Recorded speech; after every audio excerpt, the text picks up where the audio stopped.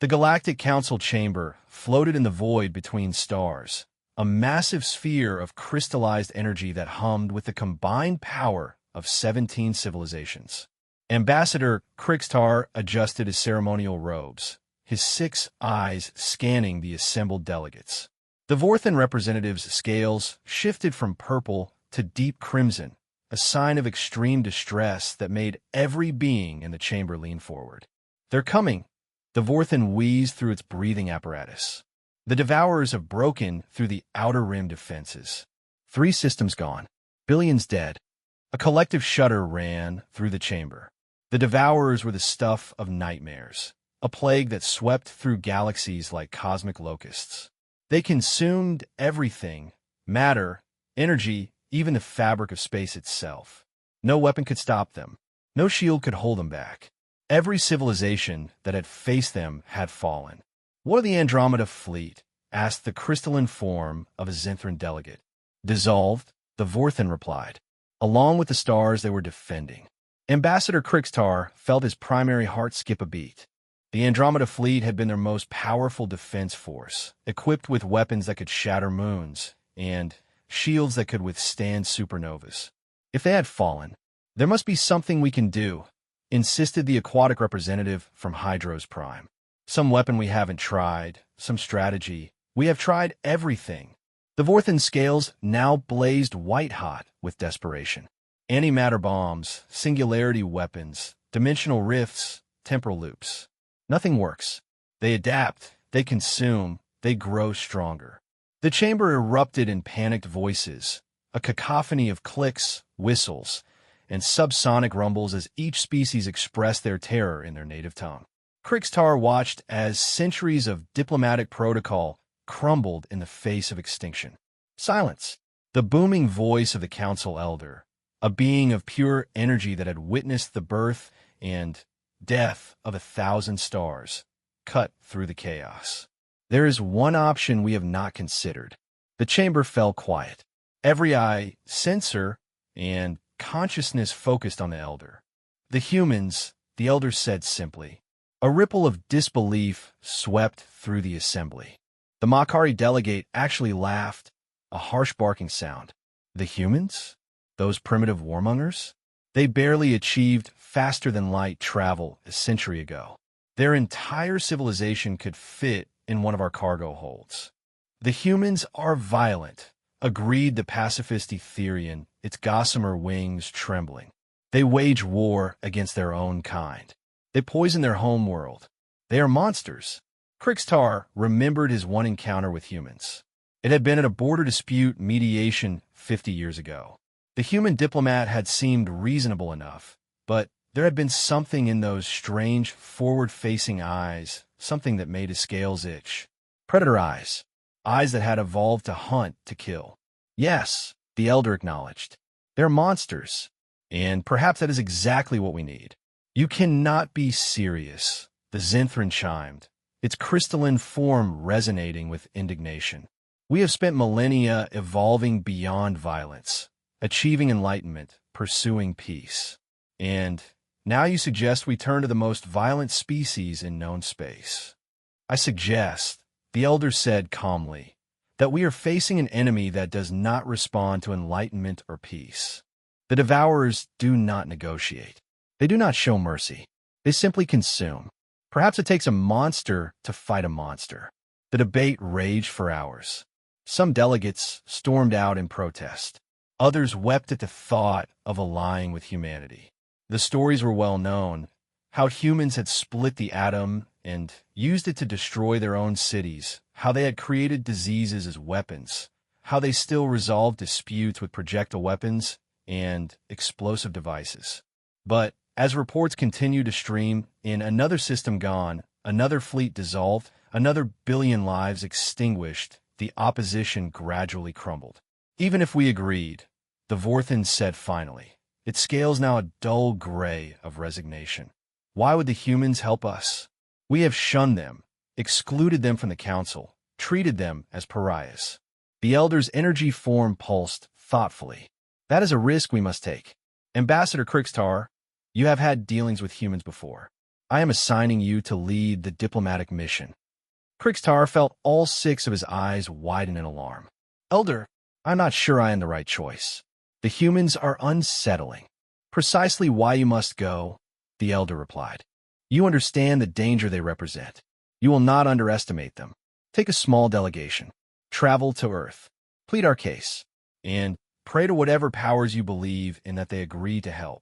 3 days later, Krikstar stood on the bridge of the diplomatic vessel Harmony's Light, watching the blue marble of Earth grow larger in the view screen.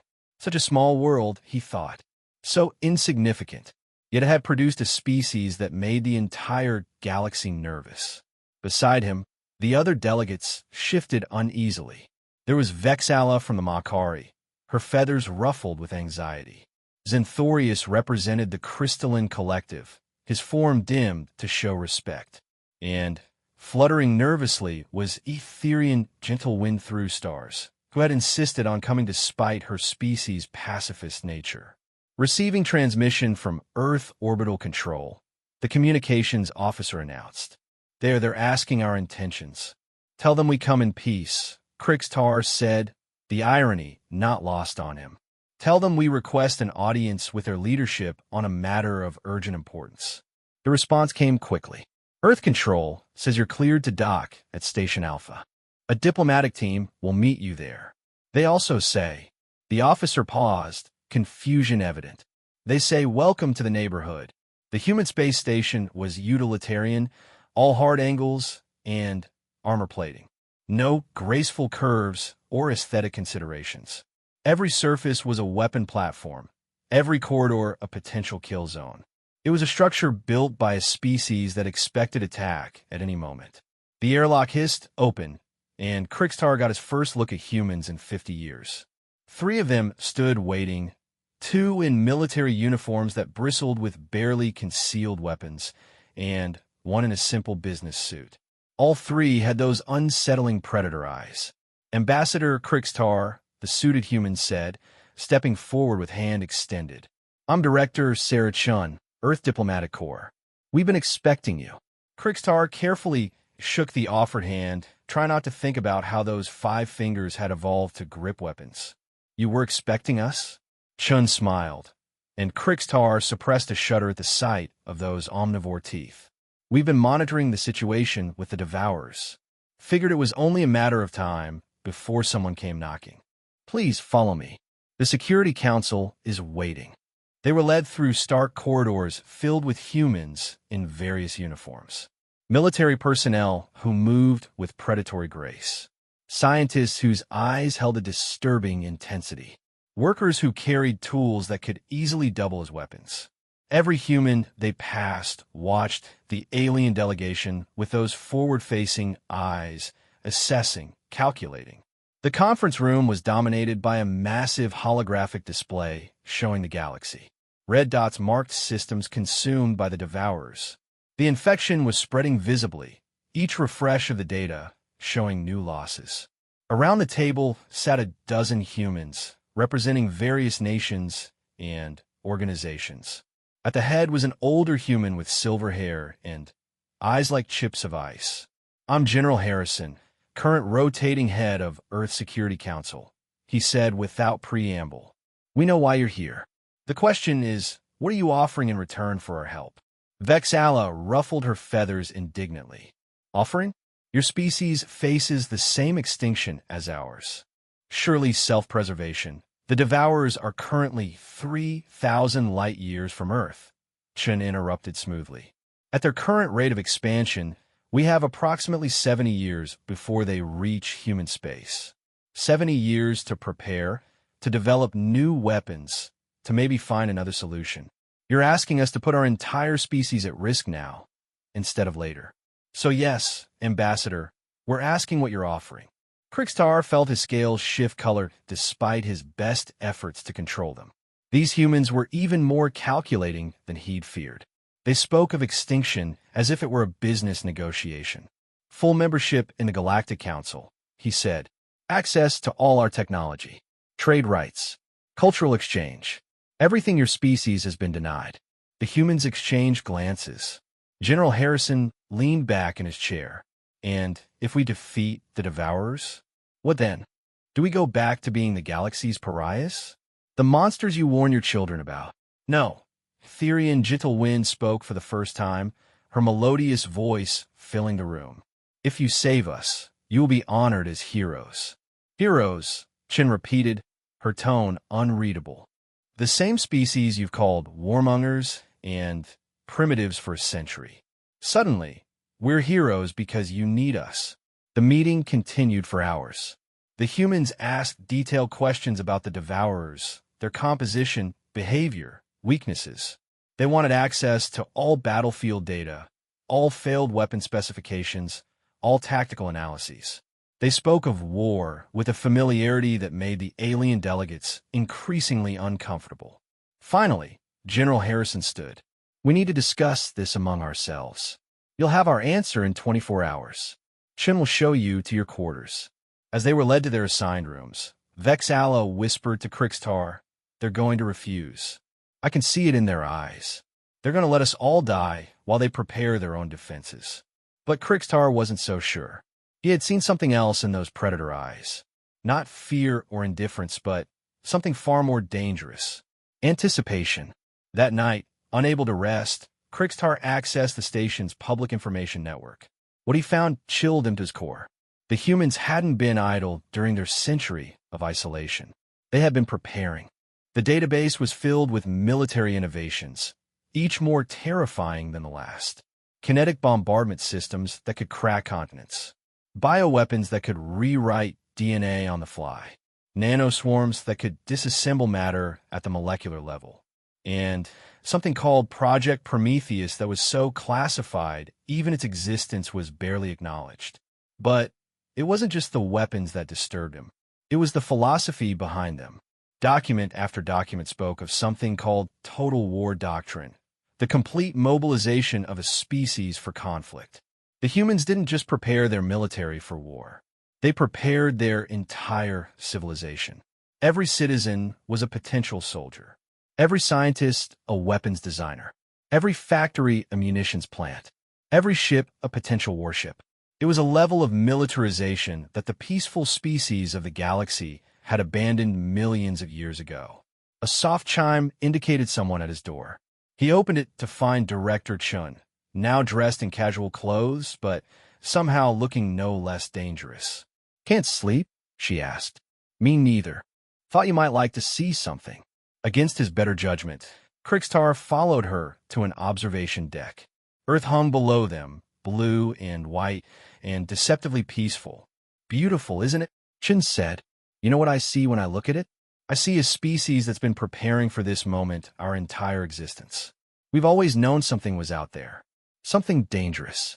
While your civilizations evolved past conflict, we embraced it, refined it, perfected it. You speak of war as if it were an art form," Krixtar said.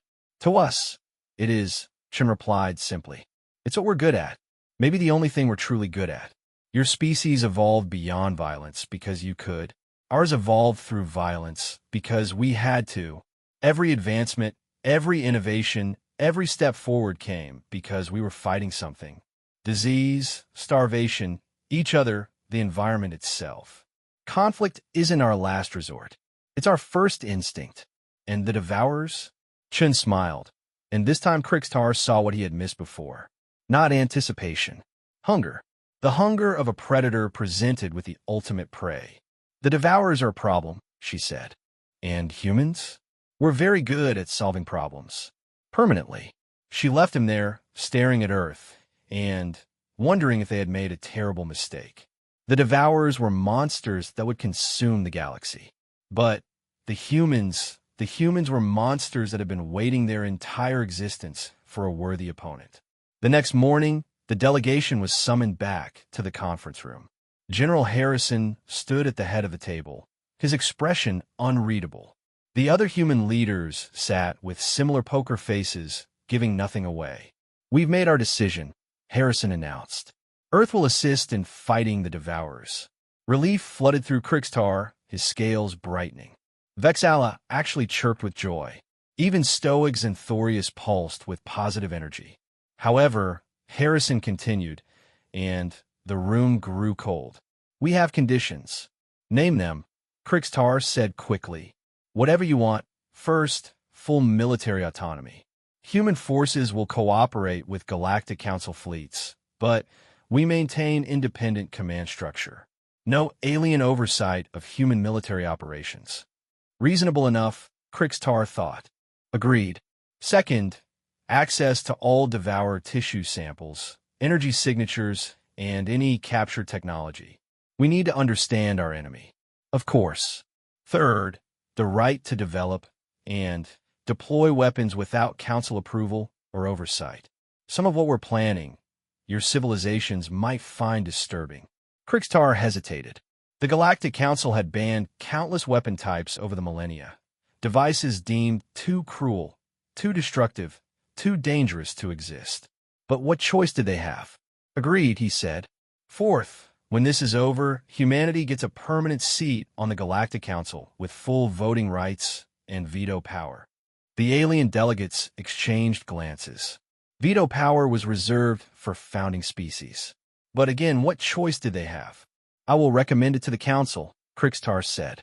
"I believe they will agree." And fifth, Harrison said, his ice chip eyes boring into Krixtar. "When we defeat the Devourers, and we will defeat them, the galaxy acknowledges what we are.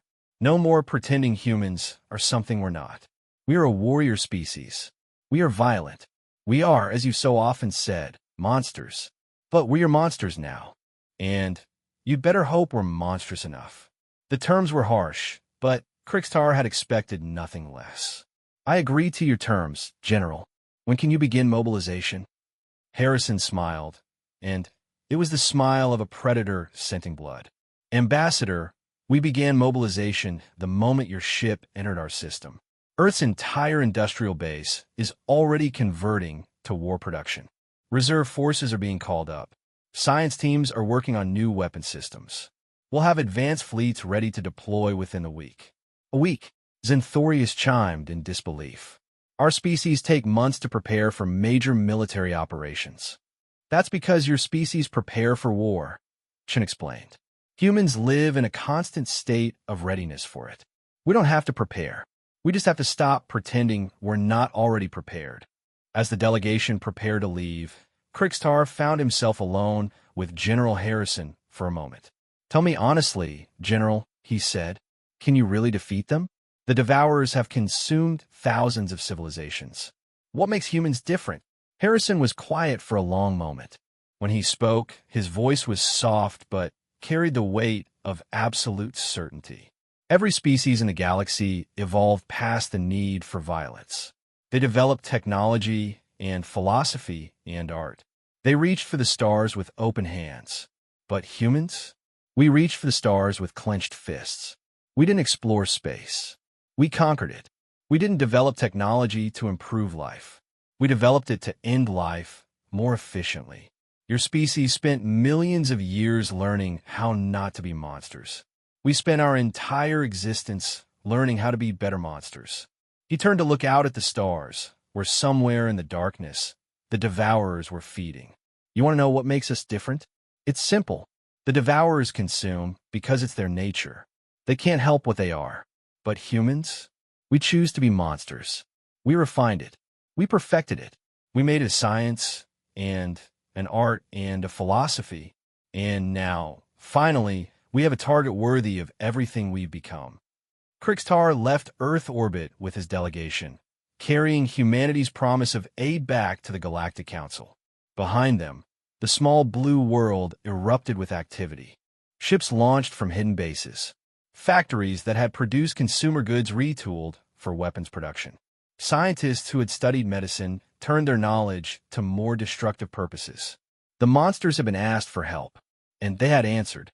But as Krixtar watched Earth shrink in the distance, he wondered if they had traded one extinction for another.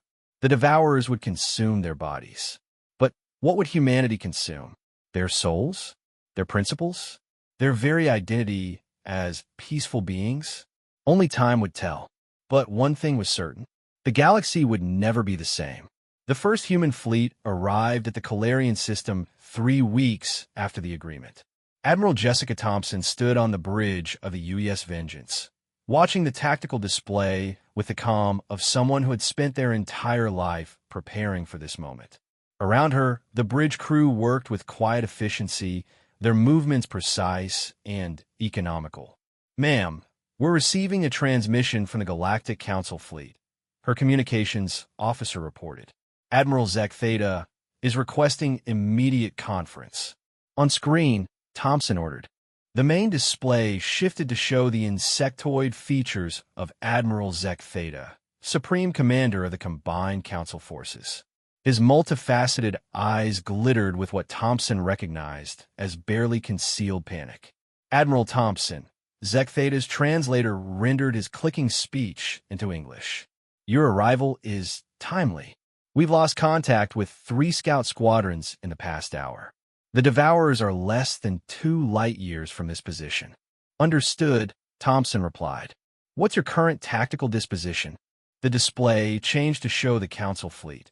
Nearly 3,000 vessels arranged in a perfect defensive sphere. It was a formation that had served the peaceful species well for millennia, designed to present no weak points, no aggressive posture. Thompson had to suppress a sigh. "Admiral Zek Theta, I recommend you pull your forces back to these coordinates," she said, highlighting a position further from the approaching threat. "We'll need room to work." "Retreat." Zek Theta's wings buzzed in agitation. "Admiral Thompson, we cannot simply abandon this system. There are 12 billion sentients on Calarian Prime. I'm not suggesting we abandon it," Thompson said patiently. "I'm suggesting we need maneuvering room. Trust me, Admiral. We're about to show you how humans wage war."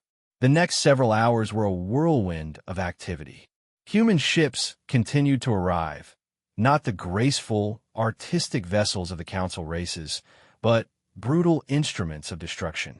The Dreadnought extinction event, bristling with weapons that violated 17 different Council treaties. The carrier swarm of the Locust Fleet, each ship designed to deploy thousands of autonomous hunter-killer drones. The stealth cruisers of Silent Death Squadron, their hulls coated in materials that bent space-time itself to avoid detection. In the Council Fleet Command Center, Ambassador Krixtar watched the human preparations with growing unease. He had been assigned as liaison between the two forces, a job that was proving more disturbing by the hour. "They're deploying mines," Vexalis said, her feathers standing on end. "Millions of them. Don't they realize the Devourers will simply consume them?" "I don't think they expect the mines to stop them," Krixtar replied, studying the pattern. "Look at the deployment grid. They're not creating a barrier. I'm not sure what they're creating." On the human flagship, Thompson was explaining exactly what they were creating to her senior staff. "The Devourers consume everything they touch," she said, manipulating the holographic display. "But consumption takes time. Even for them, there's a process. Our intelligence suggests it takes them approximately 0.003 seconds to break down and absorb simple matter. Complex matter takes longer. And exotic matter." She smiled, and her officers leaned forward. "The mines aren't just explosives. Each one contains a cocktail of the nastiest stuff our scientists could dream up. Strangelets, micro black holes, temporal distortion fields, false vacuum bubbles. We can't stop the Devourers from consuming them, but we can give them the mother of all cases of indigestion." Commander Chun, no relation to the director, despite the shared surname, raised his hand. "Ma'am, what about the planet? Some of those weapons could cause collateral damage." "The planet is dead if we lose," Thompson said flatly. "But if any of you have moral qualms about what we're about to do, speak now. I'll transfer you back to Earth with no black marks on your record." Nobody moved. Nobody spoke. These were humans who had volunteered for this mission, knowing exactly what it would entail. "Good," Thompson nodded. "Now let's talk about Phase 2.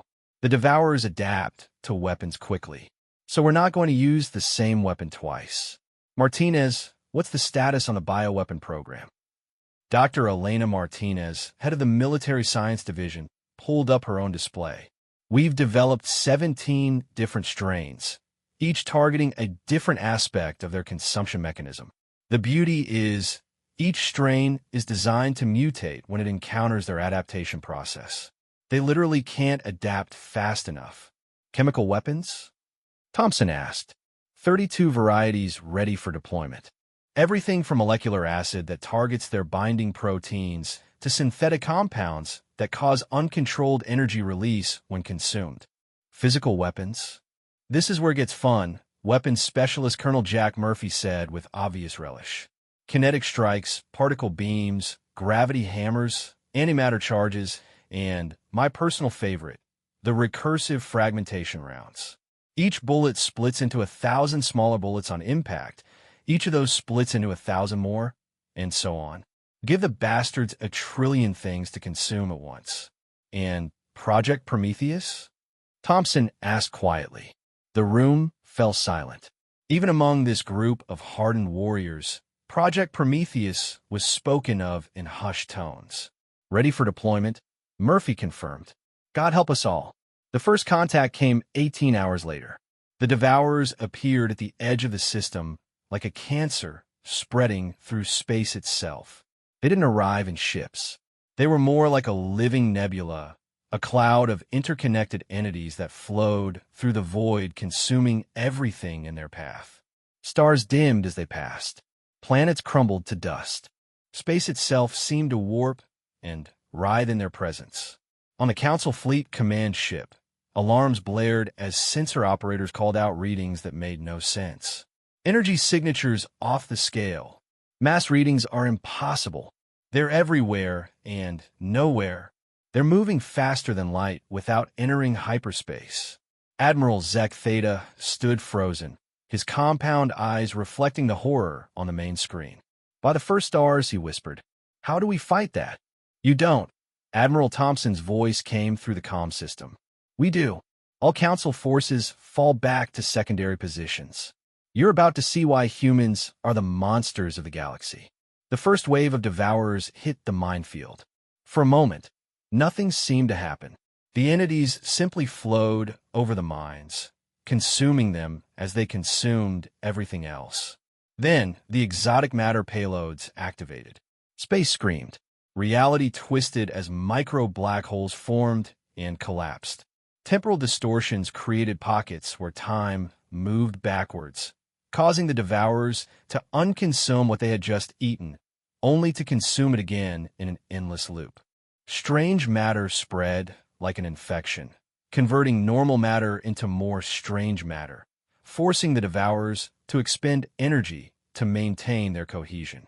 It's working, someone in the Council Fleet shouted. They're slowing down. But Thompson knew better. This was just the appetizer. All ships implement attack pattern Omega. Fire at will. What followed was controlled chaos. Human ships didn't fight in formation like the Council fleets. They fought like pack predators, each ship or squadron operating independently, but with a shared purpose. Destroyers dove into the heart of the Devourer mass, firing everything they had before pulling out at the last second. Carriers released their drone swarms, millions of AI-controlled weapons that attack from every angle at once. Stealth ships appeared behind Devourer concentrations, delivered their payloads, and vanished before retaliation could come. The bioweapons were deployed via specialized missiles that penetrated deep into Devourer formations before releasing their cargo. The entities that consumed the pathogens began to behave erratically, their consumption becoming uncontrolled, turning on their own kind. Chemical weapons created dead zones where the very fabric of space became toxic to the Devourers. Kinetic weapons pounded them with relentless force, each impact creating shockwaves that disrupted their cohesion. But the Devourers adapted. They always adapted. Within an hour, they had developed immunity to the first generation of bioweapons. The chemical compounds that had been toxic were now being absorbed harmlessly. Even the exotic matter weapons were becoming less effective as they learned to consume them more efficiently.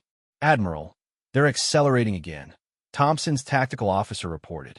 They'll reach Calarian Prime in 6 hours at this rate. Thompson nodded. She had expected this. Hope for it, even. Signal all ships. Implement Phase 3. Release the beast. In a council command center, Krikstar watched the tactical display with growing alarm. What's Phase 3? What beast? His question was answered as every human ship suddenly pulled back, creating a clear corridor between the Devourers and the planet. For a moment, it looked like retreat. Then, space itself seemed to ripple. A new ship emerged from hyperspace. No, not a ship. It was too large to be a ship. It was the size of a small moon, a sphere of metal and energy that radiated malevolence. What in the name of... Admiral Zek Theta couldn't finish the sentence. That Thompson's voice came through the comm is the UES Nemesis. Humanity's answer to the ultimate question. How do you kill something that can't be killed? You create something worse. The Nemesis began to change. Its spherical form split open like a flower blooming, revealing layer after layer of weapon systems. But these weren't conventional weapons. At the ship's heart was something that made even hardened human officers uncomfortable, a captured singularity, held in check by technology stolen from a dozen extinct civilizations and improved by human ingenuity. You're insane, Zek Theta breathed. A weaponized black hole? Do you have any idea what could go wrong? Everything, Thompson admitted. That's what makes it beautiful. The Nemesis fired. It wasn't a beam or a projectile. It was a distortion in space-time itself, a wave of pure gravitational force that swept toward the Devourers.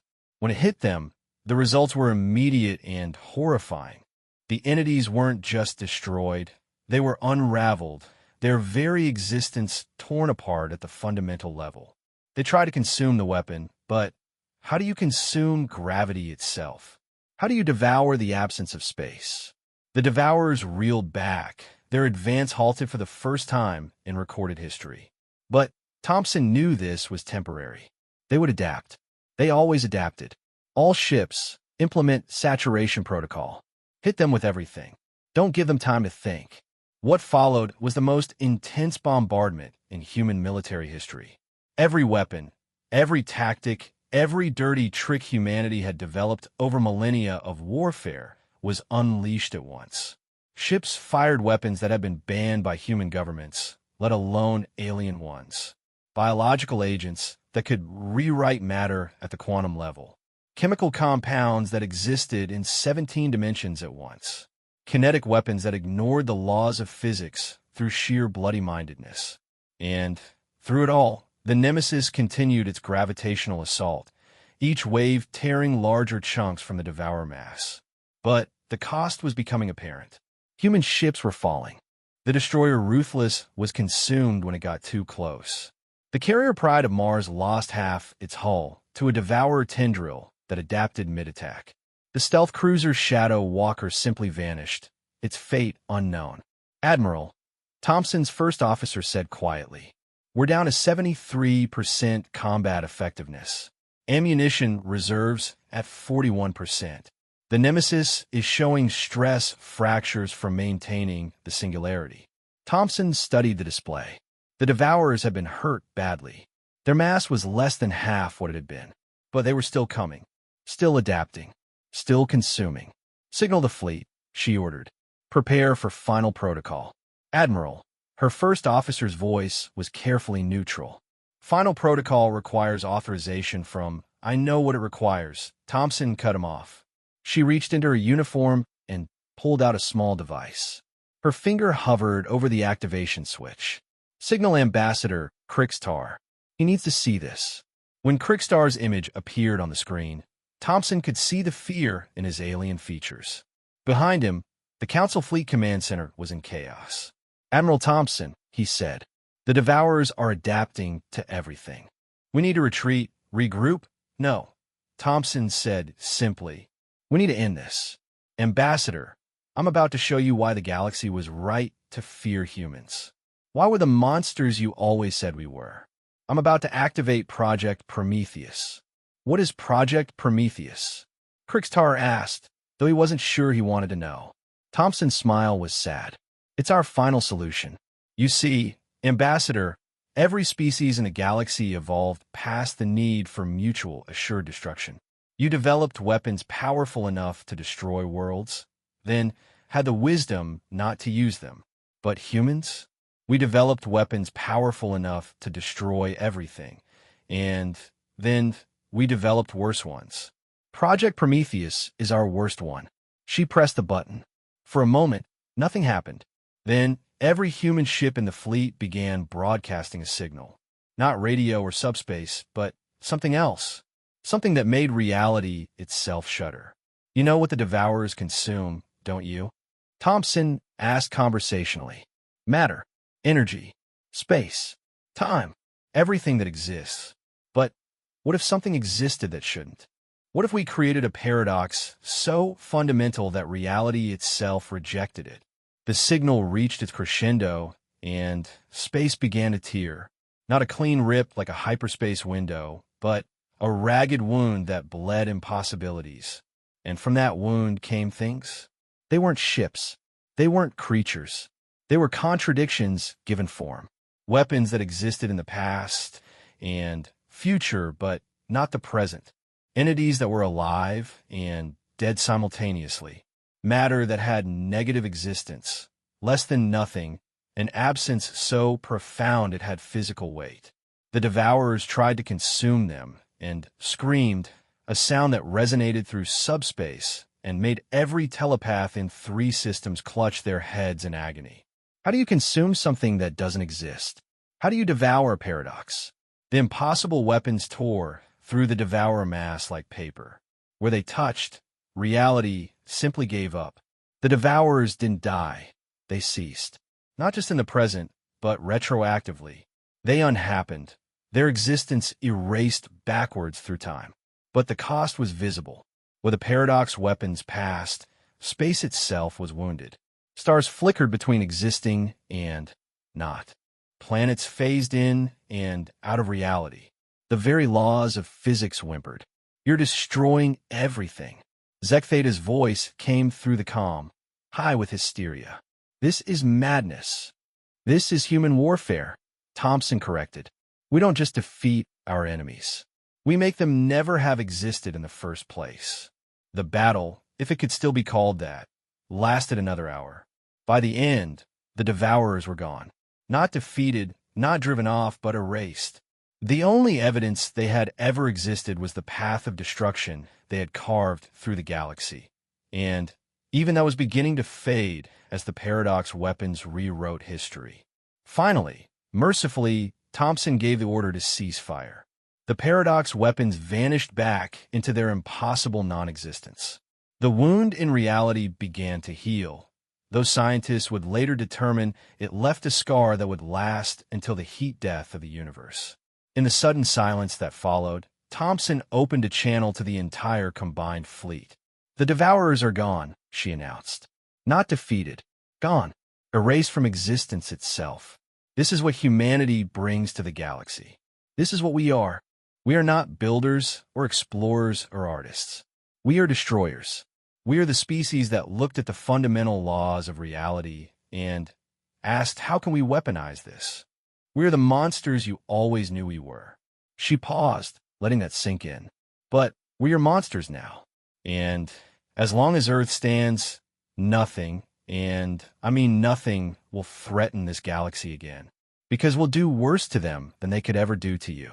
We'll make them never have existed at all. The channel closed, leaving thousands of alien minds to grapple with what they had just witnessed. The Devourers, the unstoppable plague that had consumed countless civilizations, were gone. Humanity had done the impossible. But at what cost? On the Council command ship, Ambassador Krixtar stared at the tactical display, showing the scars in space where reality had been wounded.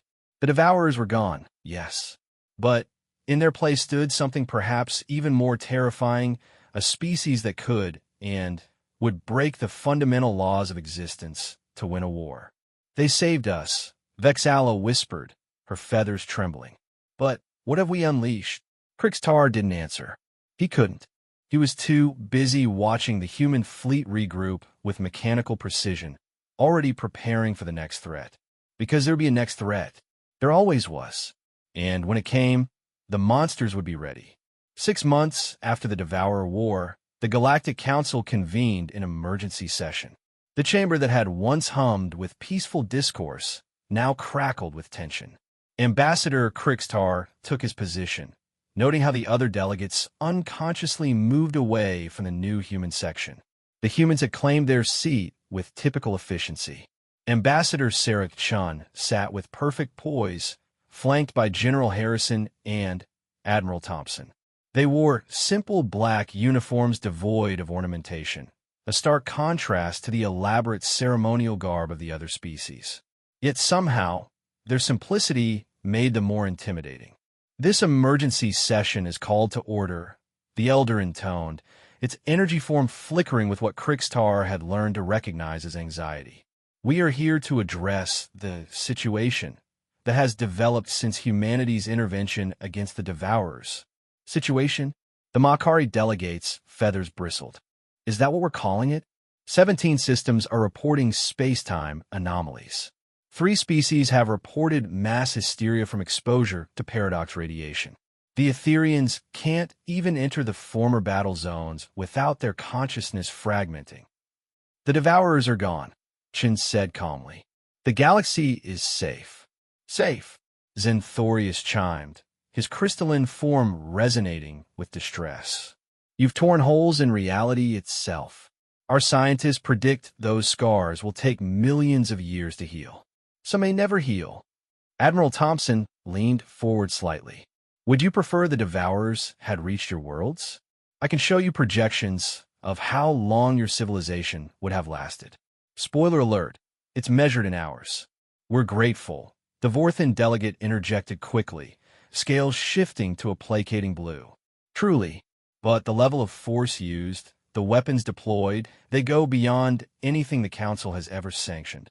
"The Council's sanctions didn't stop the Devourers," General Harrison observed. "Our weapons did." The debate raged for hours. Some species called for humanity to be censured, their weapons banned. Others, particularly those whose worlds have been directly saved, argued for giving humans even more authority. The chamber divided into factions, something that hadn't happened in millennia. Finally, the elder called for silence. "Ambassador Chun, the Council needs assurances. Humanity has demonstrated capabilities that frankly terrify us. How can we trust you won't turn these weapons on Council members?" Chun stood, and the chamber fell silent. There was something about humans that commanded attention, a predator's presence that millions of years of evolution couldn't overcome. "You want to know if you can trust the monsters you've awakened," she said. "The answer is no. You can't. You can never fully trust us, because we are exactly what you've always said we were. We are violent. We are destructive. We are everything your species evolved beyond." Gasps and murmurs filled the chamber, but Chun continued. "But here's what you're missing. We choose our targets. For all our violence, for all our monstrosity, humans have one trait you seem to have forgotten in your fear. We protect our own. And, like it or not, you're ours now." "Ours?" The Makari delegate's voice rose. "We are not possessions." "No," Chun agreed. "You're family. Dysfunctional, annoying family that we didn't choose, and who certainly didn't choose us. But family nonetheless. And humans? We do terrible things to protect our family." She gestured to the holographic display showing the galaxy. "You think we developed these weapons just for the Devourers? We've been developing them our entire existence. First to use against each other, because we're monsters, remember? Then to use against whatever we found in the dark, because we always knew something was out there, something worse than us. And if you become that something," the elder asked quietly. Chin's smile was sharp. "Then, you better hope we taught someone else to be monsters too." The vote was close, but humanity retained their council seat.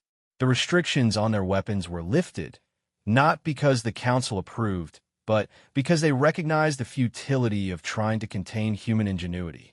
Better to have the monsters inside the tent looking out than outside looking in. In the months that followed, humanity integrated into galactic society in their own unique way. They didn't build beautiful ships or create transcendent art. They built defense platforms around vulnerable worlds. They established rapid response fleets in every sector. They turned the peaceful galactic navy into something that could actually fight. And they taught. Not all species were comfortable with it, but some recognized the necessity. The Vorthen, their scales now permanently marked with the memory of near extinction, were the first to request human military advisors. The Calarians, whose world had nearly been consumed, asked for help building their own defense forces. "You're corrupting them," Etherian Gentle Wind accused Krixtar during a break in council proceedings. They were peaceful species. Now, they speak of weapons and tactics. They speak of survival, Krixtar corrected. The humans showed us a truth we had forgotten. The universe doesn't care about our enlightenment. It doesn't respect our philosophy. There are things in the dark that will destroy us simply because that's what they do. And sometimes the only answer to a monster is a bigger monster. But the changes went deeper than military doctrine. Human concepts began seeping into galactic culture. Competition, which had been viewed as primitive, was reframed as motivation for improvement. Conflict, once seen as failure of diplomacy, was recognized as sometimes inevitable. The idea that peace was not a natural state, but something that had to be actively defended took root. Not everyone approved. The Etherians withdrew from several sectors, unable to reconcile their pacifist nature with the new reality. Some species spoke of forming a separate council, one without human influence. But when pirates began raiding their shipping lanes, pirates who had grown bold knowing the old council wouldn't pursue them into unclaimed space, it was human patrol ships that responded. The pirates were never seen again. When asked what happened to them, Admiral Thompson had simply said they chose to be predators. They met apex predators. A year after the Devourer War, Krixtar found himself on Earth. He had been invited to observe human military training, part of the Council's effort to understand their new protectors. What he saw disturbed and fascinated him in equal measure. The training wasn't just about weapons and tactics. It was about mindset. Human recruits were taught to embrace control violence, to channel their aggression into purpose. They learned not just how to fight, but when and why. Most surprisingly, they learned when not to fight. "You seem surprised," Director Chen observed, joining him on the observation deck overlooking a training field. "I expected more brutality," Krixtar admitted. "This is almost philosophical. The most dangerous warriors aren't the ones who love violence," Chen explained. "They're the ones who understand it, who can turn it on and off like a switch, who can be utterly ruthless when needed and completely peaceful when not." On the field below, recruits practiced what humans call de-escalation techniques alongside combat training, learning to offer mercy with one hand while keeping the other on their weapon. "Is that what humanity is?" Krixtar asked. "A species that can switch between monster and protector at will? That's what we try to be," Chen said. "Sometimes we fail. Sometimes the monster wins. But mostly we choose to be the guardians. Because the alternative is becoming the very thing we guard against." The conversation was interrupted by an urgent message. Chen's expression hardened as she read it. "Ambassador, we need to get you to the council immediately. There's been an incident." The incident turned out to be first contact with a new species. But this wasn't a peaceful encounter. The Skarathi had announced themselves by destroying a research station and demanding the council's immediate surrender. Their technology was advanced, their weapons powerful, and their attitude uncompromising. Submit or be destroyed. The emergency council session was pandemonium. Some delegates called for negotiation, others for appeasement. The trauma of the Devourer War had left many species gun-shy, afraid of another conflict that might tear reality apart. "They've given us 3 days to respond," the Elder announced. "Their fleet is already moving toward council space." "How many ships?" General Harrison asked. 400, each one equivalent to our heaviest dreadnoughts. "Weapons, plasma cannons, antimatter torpedoes, some kind of phasing technology we don't fully understand." Harrison nodded thoughtfully. "Decent. Not Devourer-level threat, but respectable." "Admiral Thompson, what's your assessment?" Thompson pulled up tactical displays. "Straightforward conquest fleet. No exotic weapons. No reality-breaking technology. Just good old-fashioned military might. They're bullies who've never faced real opposition. You're talking about them like they're nothing, the Makari delegate protested. 400 ships. The Council Navy has less than half that. The Council Navy, yes, Thompson agreed. But you have us now, and we've been busy. She changed the display to show human fleet positions. The alien delegates stared in shock. In the years since the Devourer War, humanity hadn't been idle. They had built shipyards that operated around the clock, training facilities that produced crews by the thousands, a military-industrial complex that made their old, earthbound one look quaint. You've been preparing for another war, the Etherian accused. We've been preparing for the next threat, Harrison corrected. Because there's always a next threat. That's the lesson you never learned in your millions of years of peace. The universe is not peaceful. It's full of predators. And the only way to stop a predator is to be a better predator. What do you propose? The elder asked, though its tone suggested it already knew. Let us handle this, Chin said. No reality-breaking weapons. No paradox generators. Just conventional warfare, human style. We'll show the Skarathi why the galaxy's monsters now work for the good guys. The vote was unanimous, even the pacifist Etherians abstaining rather than opposing. The trauma of near extinction overrode philosophical objections.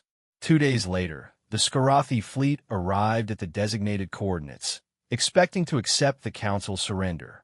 Instead, they found a single human ship.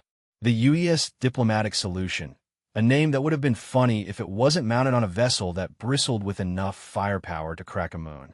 The Skarathi commander appeared on the view screen, a reptilian creature with 4 arms and an attitude that suggested it had never lost a fight. You dare send one ship to meet us? It snarled. The Council insults us. Admiral Thompson appeared on the screen, calm and collected. The Council didn't send us. We volunteered. I'm Admiral Thompson, representing humanity. We're here to offer you a choice. We don't negotiate with prey species. Oh, we're not prey, Thompson said, her smile showing teeth. We're persistence hunters. Do you know what that means? It means we don't chase you down. We just follow. Slowly, relentlessly, until you're exhausted, until you make a mistake, until you realize that no matter how far you run, we're still coming. Enough talk.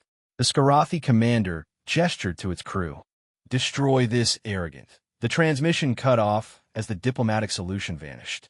Not into hyperspace, but using one of humanity's newer innovations. A phase cloak that shifted the ship slightly out of sync with reality. Invisible, intangible, but very much present. The Skarathi weapons fired at empty space.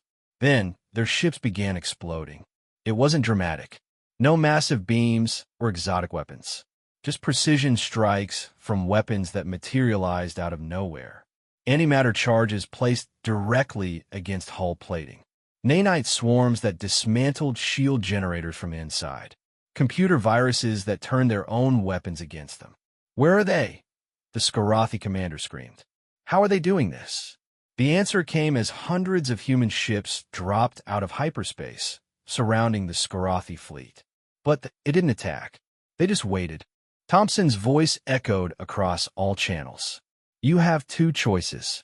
Surrender now and become a client species of the Galactic Council, subject to our protection and our rules. Or keep fighting and discover why humanity earned the title of monsters. Some Skarathi ships tried to run. Interdiction fields stopped them. Others fired wildly. Their shots were either dodged or absorbed by shields that operated on principles the Skarathi couldn't understand. This is impossible, the commander raged. We are the Skarathi Empire. We have conquered 50 species. 50 species who never learned to be monsters, Thompson replied. We conquered ourselves over and over for thousands of years. We turned war into science, art, and philosophy. You're not an empire. You're practice. The battle lasted 6 hours. At the end, the Skarathi fleet was disabled, not destroyed. Their crews were alive, their ships salvageable. It was a message more powerful than annihilation. We could have killed you all, but we chose not to. The Skarathi surrender was unconditional. Within a month, they had signed treaties, accepted council oversight, and begun the process of integration. Their former commander, humbled and oddly grateful to be alive, became one of humanity's most vocal supporters. They could have destroyed us, it told the council during its formal surrender. Every ship, every life. Instead, they showed mercy. But it was the mercy of a predator that chooses not to kill, not the weakness of prey that cannot. That is true power. In the years that followed, humanity's role as the galaxy's guardians became institutionalized. The Human Defense Initiative established bases in every sector. Military academies run by human instructors trained other species in the arts of war they had forgotten or never learned. The galaxy's monsters had become its shield, but the cost was always evident. Where human ships patrolled, pirates vanished. Not arrested, not tried, vanished. Slave traders found their operations dismantled with surgical precision, their victims freed, and their leaders never seen again. Species that tried to exploit others discovered that humanity had very specific views on predatory behavior. "You've changed us," Krixtar said to Chun during a council recess 5 years after the Devourer War. "The whole galaxy. We were philosophers and artists. Now we're becoming warriors." "No," Chun corrected gently. "You're becoming survivors. There's a difference. Warriors fight because they want to. Survivors fight because they have to. We're teaching you the difference. And if we become like you, if we all become monsters." Chun was quiet for a moment. When she spoke, her voice was thoughtful. "You know what the difference between a monster and a guardian is, Ambassador? Choice. A monster destroys because it wants to. A guardian destroys because it must, to protect something worth preserving. As long as you remember why you fight, you'll never become like us. And maybe, just maybe, we'll become a little more like you." The memorial to the Devourer War stood in the center of the council chamber, a testament to the price of survival. It showed the scars in space where reality had been wounded, a reminder of what humanity was capable of. But it also showed the world saved, the species preserved, the future secured. On the 10th anniversary of the war, representatives from every member species gathered for a remembrance ceremony. The Etherians sang songs of sorrow for the violence necessary. The Vorthans displayed their scales in patterns of gratitude. The Calarians brought offerings from the world that had nearly been lost. And the humans? They stood silent guard, watching the ceremony with those predator eyes that never stopped scanning for threats. Because that's what monsters who chose to be guardians did. They watched. They waited.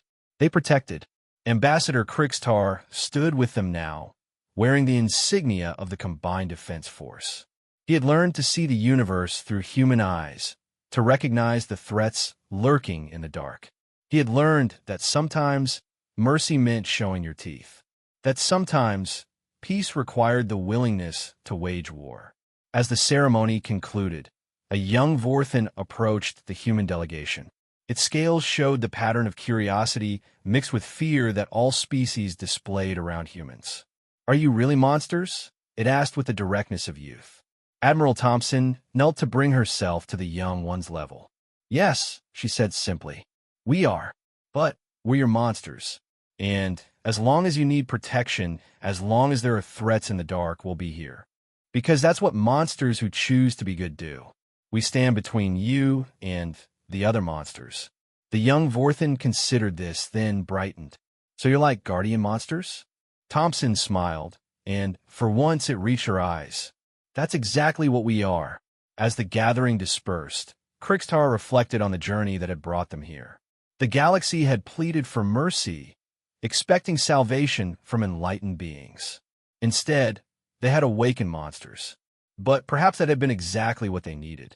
Not heroes in shining armor, but creatures of controlled darkness who could match the universe's cruelty with their own. The monsters had answered, and in answering, they had saved them all. The galaxy would never be the same. It was harder now, more aware of the dangers lurking in the void. But it was also safer, protected by the very creatures they had once feared. The peaceful species were learning to bare their teeth when necessary. The violent species were learning to sheath their claws when not. And humanity? Humanity stood watch, the monsters who had chosen to guard rather than devour.